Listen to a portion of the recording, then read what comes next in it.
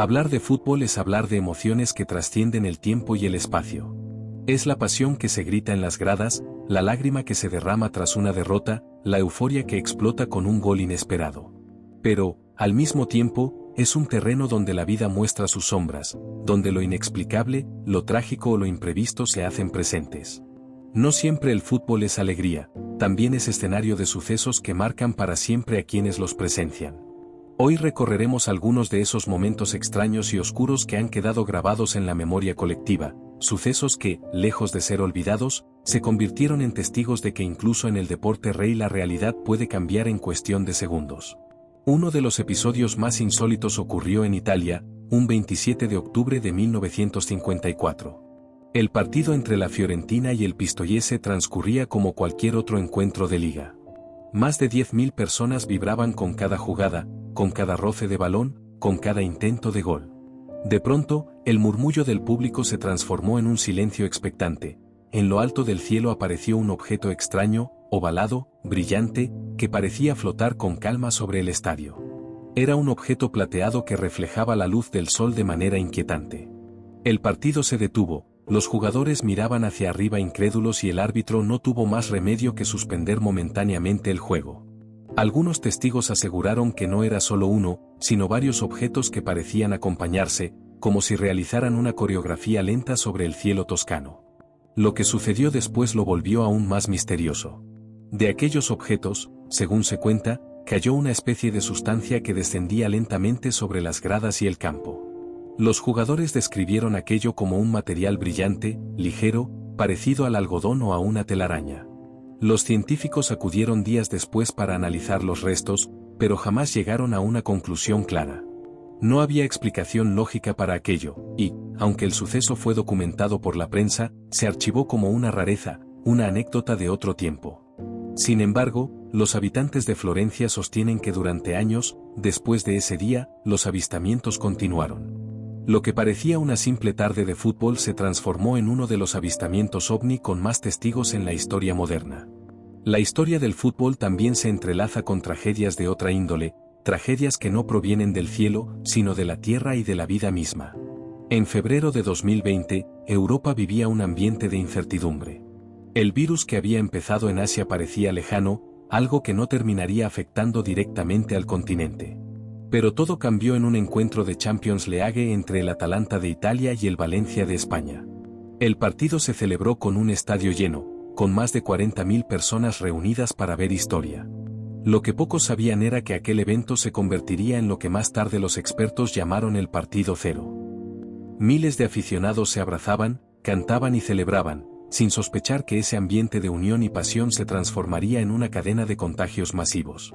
Tras ese partido, el virus comenzó a expandirse con una rapidez alarmante en toda Europa. Aquella noche de goles y emociones fue también el inicio de una pesadilla que marcaría al mundo entero. Lo que debía ser solo un partido se convirtió en una catástrofe silenciosa, en una puerta de entrada para una pandemia que nadie había previsto en esas dimensiones. El fútbol, que tantas veces había servido como refugio de alegría, se transformó en una pieza clave en una crisis sanitaria global. Pero no todas las tragedias nacen de fenómenos externos. A veces, es el mismo fervor de las gradas el que desencadena un dolor irreparable. En Perú, durante un partido entre Unión Minas y Universitario de Deportes, la emoción de la tribuna se transformó en tragedia. Era un domingo como tantos otros, y entre los asistentes estaba Pepito, un joven con síndrome de Down que solía acompañar a su madre a los estadios, pues ella trabajaba en el servicio de limpieza. Pepito disfrutaba cada minuto, celebraba cada gol con la inocencia de un niño y soñaba con estar siempre cerca del deporte que tanto amaba. Sin embargo, en medio del festejo por un gol, un aficionado lanzó una bengala hacia la tribuna contraria. La intención parecía ser una provocación, un gesto irresponsable que nunca debió ocurrir. La bengala, en un destino cruel e inesperado, impactó directamente en el rostro de Pepito. El dolor fue inmediato. La desesperación llenó a quienes estaban cerca y su madre intentó socorrerlo, pero las lesiones eran irreversibles. La vida de Pepito se apagó en cuestión de minutos, y lo que debía ser un recuerdo feliz se convirtió en una herida imborrable para el fútbol peruano.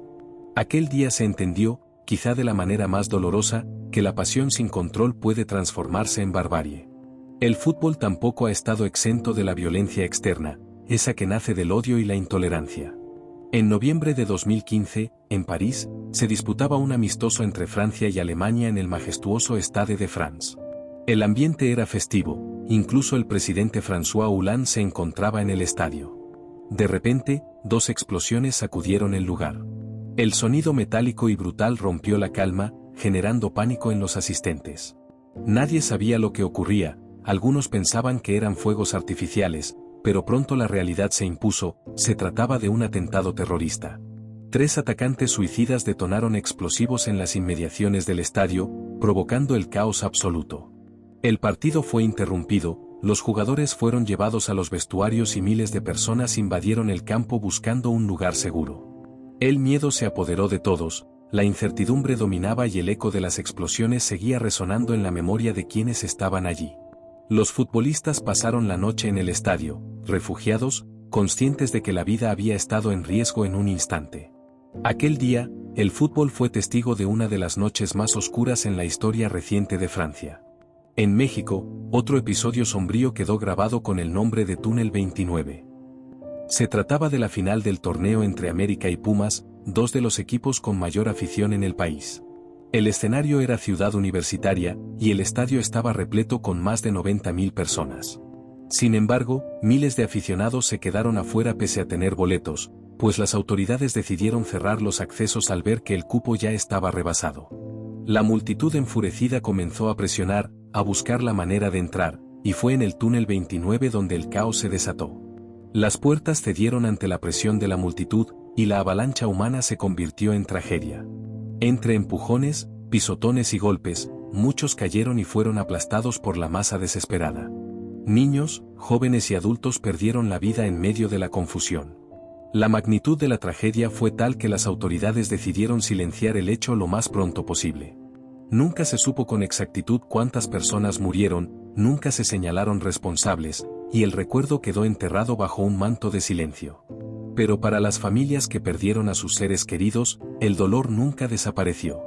Estos momentos muestran la otra cara del fútbol, una cara que pocos quieren ver pero que existe y que forma parte de su historia.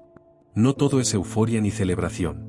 El balompié también es un espejo de la condición humana, un reflejo de nuestras virtudes y de nuestras fallas, de nuestra capacidad de soñar y también de destruir. El fútbol puede unir a miles en una sola voz, pero también puede ser escenario de catástrofes cuando la pasión se desborda o cuando la violencia se asoma. Sin embargo, incluso en medio de la oscuridad, el fútbol sigue teniendo una fuerza inexplicable. Es capaz de devolver esperanza, de reconstruir comunidades, de hacer que la gente vuelva a sonreír después de la tragedia. Lo sucedido en Florencia en 1954, con aquel avistamiento ovni, nos recuerda que incluso en lo más inesperado hay un asombro que trasciende. Lo ocurrido en el partido cero nos enseña que la unión sin cuidado puede tener consecuencias devastadoras. El caso de Pepito es una herida que grita la necesidad de responsabilidad en las gradas. Los atentados en París evidencian la fragilidad de la vida y la fortaleza del pueblo para resistir. Y la masacre del túnel 29 demuestra cómo la negligencia y la falta de organización pueden cobrar vidas inocentes. El fútbol es un espejo donde podemos ver lo mejor y lo peor de nosotros mismos.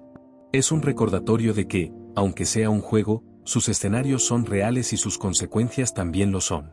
Cuando uno asiste a un estadio, lleva consigo no solo la pasión por un equipo, sino también la responsabilidad de respetar, de cuidar, de comprender que la vida está por encima de cualquier resultado. Porque al final, el fútbol, como la vida misma, es un terreno lleno de contrastes.